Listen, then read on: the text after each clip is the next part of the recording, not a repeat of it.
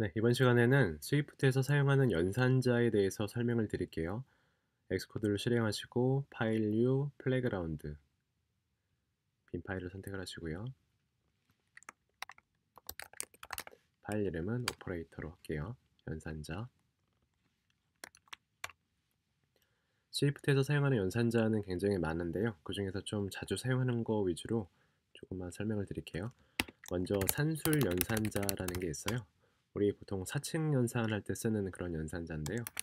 먼저 변수를 하나 선언을 하고 값을 넣어 볼게요. 그리고 덧셈을 한번 하면 아주 쉽죠. 네, 플러스 기호로 연산을 하고요.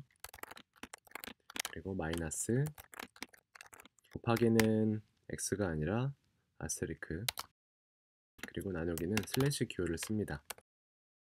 그리고 나머지를 구하는 나머지 연산자도 있는데요. 네, 이 퍼센트 기호를 씁니다.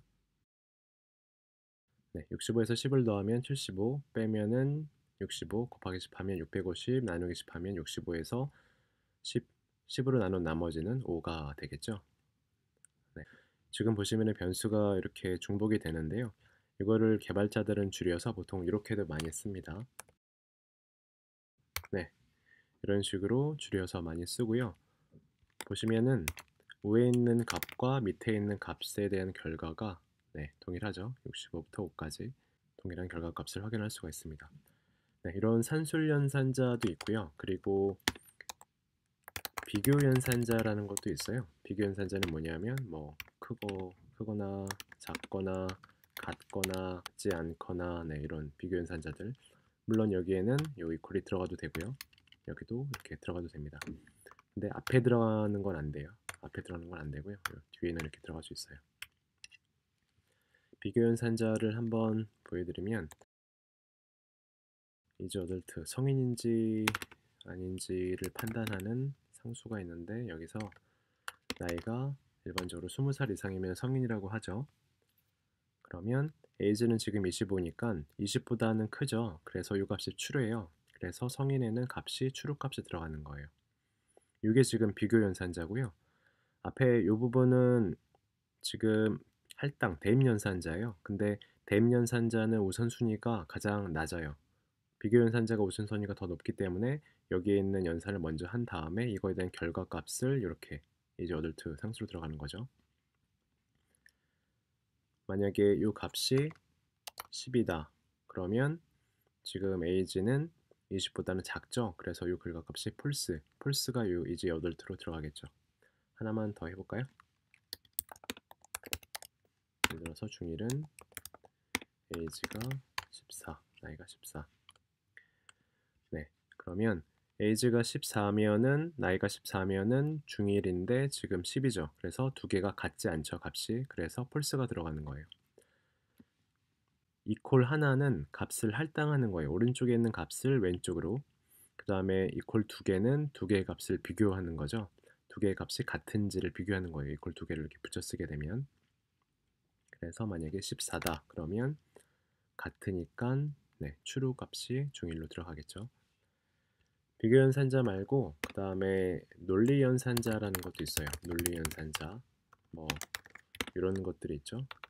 and, or와 not 이런 논리연산자가 있고요. 이 논리연산자는 이 and 연산자는 두 가지의 조건이 모두 참일 때 결과가 참인 거예요. 예를 들어서 true and true면 결과값이 true가 되겠죠. 근데 둘 중에 하나라도 이렇게 false가 되면 false죠. 오른쪽에 있는 이렇게 false가 되면 결과는 false가 됩니다. 네, 그래서 둘 다 참일 때만, 둘 다 true일 때만 결과가 true가 됩니다. 그래서 초등학생은 나이가 일반적으로 8살보다 크고 and 13살보다 13살까지죠. 그래서 이 and 연산자는 왼쪽에 있는 조건식과 오른쪽에 있는 조건식이 모두 참일 때 결과가 참이에요. 그러면 지금 age가 14죠. 그러면은 8보다는 크죠. 그래서 왼쪽에 있는 조건식은 true예요. 근데 오른쪽에 있는 조건식은 13보다 14가 더 크잖아요. 그래서 오른쪽에 있는 조건식은 폴스예요. 그렇기 때문에 결과가 폴스 값이 나오는 거죠. 그죠? 만약에 이 값이 10이 되면 8보다 크죠? 그래서 true. 그리고 13보다는 10이 작죠? 그래서 true. 왼쪽 오른쪽 두 가지 조건식이 모두 true이기 때문에 결과가 이렇게 true로 나오는 거예요. 연산자 우선순위는 할당 연산자보다 비교 연산자가 높고 논리 연산자보다도 또 비교 연산자가 높기 때문에 이 부분부터 먼저 연산을 하는 거예요. 연산을 했더니 결과가 true예요. 그리고 나서 오른쪽에 있는 또 비교 연산자가 있죠. 그래서 또 먼저 연산을 했더니 true예요. 그래서 두 개의 조건을 비교를 해서 둘 다 모두 true 값이 나오죠. 그래서 최종적으로 이 true 값이 초등학생이라고 하는 상수 값에 들어가는 거죠. 우선순위는 이렇게 되는 거죠. 1번, 2번, 그 다음에 이렇게 3번.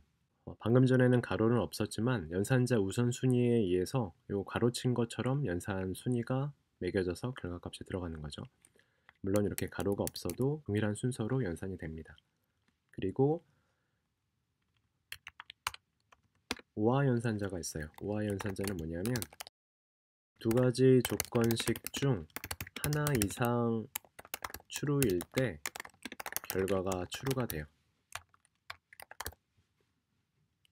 그러니까 둘 다 모두 false인 경우에만 false가 되고 둘 중에 하나 이상이면 결과는 true가 되겠죠. 그리고 not 연산자도 있는데 이 not 연산자는 true, false를 바꿔줍니다. 예를 들어서 이 결과값이 지금 true잖아요. 근데 not을 이렇게 붙이게 되면 결과값이 이렇게 false로 바뀝니다. 네, true면 false로, false면 true로 네, 결과값을 바꿔주는 게 not 연산자입니다.